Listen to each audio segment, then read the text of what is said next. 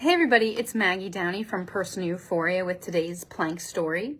If you don't want to do today's plank, you're going to start sitting or standing forward with both arms forward.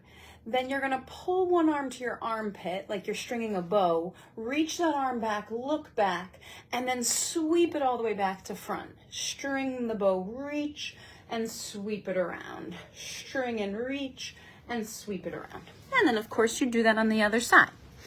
That is on the rare occasion you don't feel like doing plank with me right now. All right, so here we go for our plank story.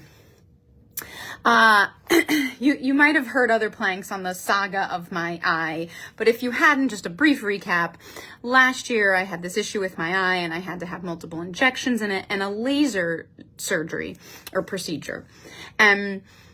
There weren't really supposed to be any side effects of that laser procedure, but there were. Things went a little haywire, and for 2 weeks, I really could not see much. So I couldn't do email, I couldn't read a book, texting was hard, but it's modern day, so we have Siri. And some people had said, like, use Siri, she can work, so you can tell her to read your texts and all that.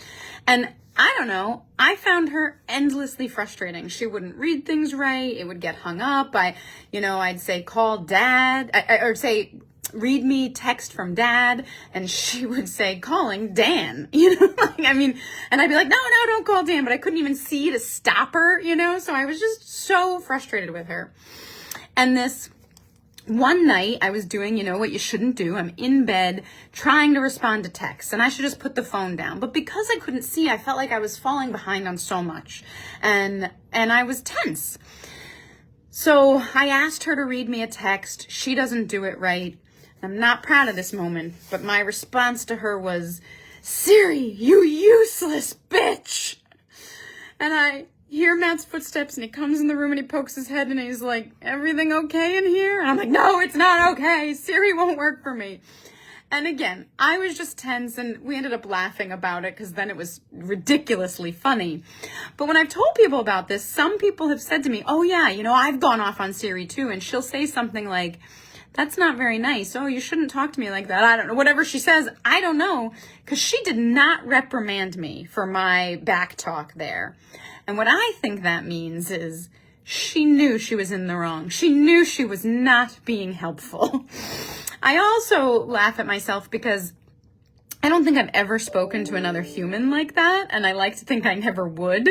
I even feel a little guilty that I talked to like an inanimate tech object like that a little bit.